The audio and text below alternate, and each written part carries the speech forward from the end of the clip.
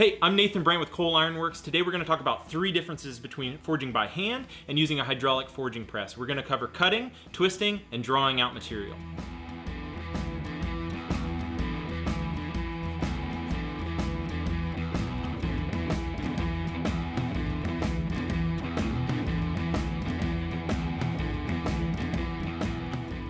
So with cutting, if you're using a hardy cutoff tool in your anvil, you're going to be using one hand and trying to manipulate the material with the other. The accuracy when cutting off with a forging press can be better because you've got use of both hands and you're using your foot to apply the pressure.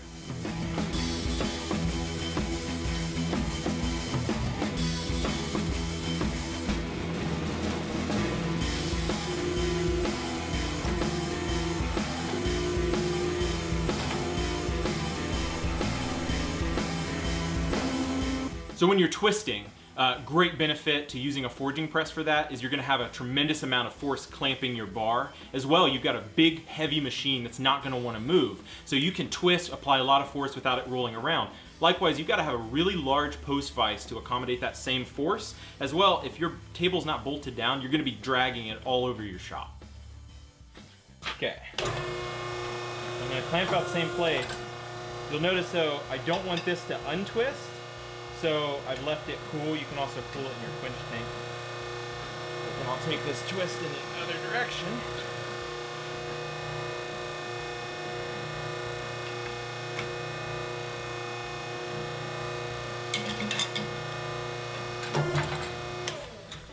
Just create a little counter bend there. So drawing out. When you're drawing out by hand, you're only going to be able to draw out smaller stock.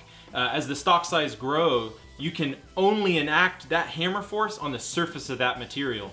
Moving over to the forging press though, you can see you're able to push right into the core of that hot steel and manipulate it and move it out, allowing you to forge way larger stock than you would be by hand. So I'm gonna hit this.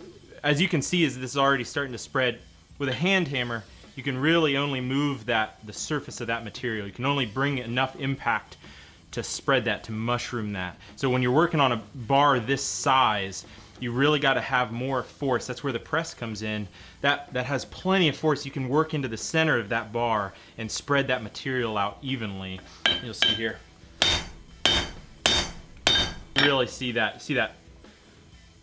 As that material spreads, it's only on the surface. When we take it over to the press, the center of that bar is going to come out at the same rate that the surface will.